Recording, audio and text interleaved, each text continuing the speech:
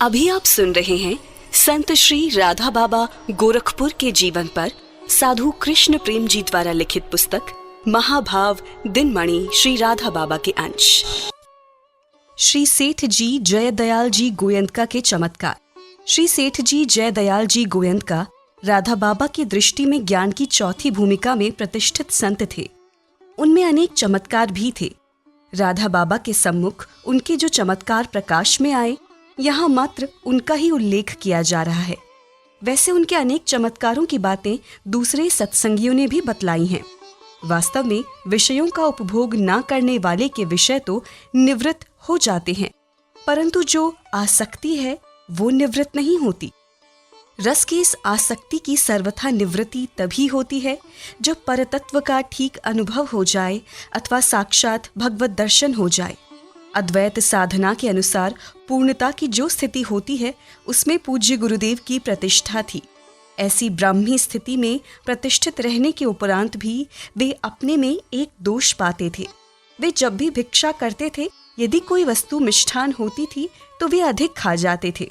राधा बाबा जब भी अपनी आत्मस्थिति पर विचार करते तो उन्हें कहीं भी न्यूनता नहीं दिखती थी, परंतु मीठी वस्तु अधिक खा जाने के आधार पर वे यही मान लेते थे कि उन्हें अभी परतत्व का साक्षात्कार नहीं हुआ है। उन्होंने मन ही मन ये सोच रखा था कि जो मेरी इस गुत्थी को सुलझा देगा उसका मैं महापुरुषत्व स्वीकार कर लूंगा। उन्होंने ये प्रश्न श्री सेठ जी के सम्मुख भी रखा।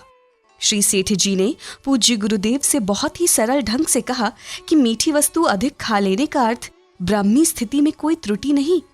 मीठी वस्तु के खाने की स्पृहा तो रक्त की अल्पता की द्योतक है। रक्ताल्पता के समाप्त होते ही वो स्पृहा और स्पृहा जनित क्रिया स्वतः ही समाप्त हो जाएगी। इस उत्तर से राधा बाबा की सारी उलझन समाप्त हो गई। राधा बाबा संदेह रहित रूप से विभुतत्व में प्रतिष्ठित हो गए।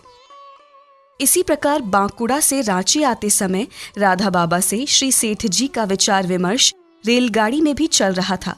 श्री सेठ जी बहुत प्रयत्न करने पर भी राधा बाबा को सगुण साकार तत्व का विश्वास नहीं करा पा रहे थे।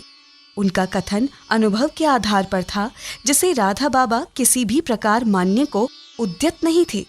अंत में थककर उन्होंने अपनी सिद्धि का प्रयोग करने की ठानी। राधा बाबा से उनका विचार तो चल ही रहा था। इसी बीच उन्होंने अपना वस्त्र राधा बाबा के शरीर से संस्पर्शित करा दिया। वस्त्र के संस्पर्श होते ही राधा बाबा के सम्मुख भगवान नारायण की ध्यान मूर्ति प्रकाशित हो गई।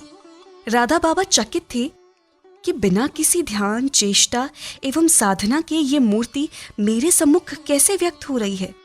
भगवान नारायण की ये प्रतिमा अलौकिक, सुंदर, अतिशय तेजस्वी थी। उसके आलोक से एक बार तो राधा बाबा का समग्र अंतःकरण आलोकित हो उठा। सहसा राधा बाबा के मन में एक संदेह हो गया कि हो न हो ये सेठ जी का कोई सिद्धि प्रयोग ही है।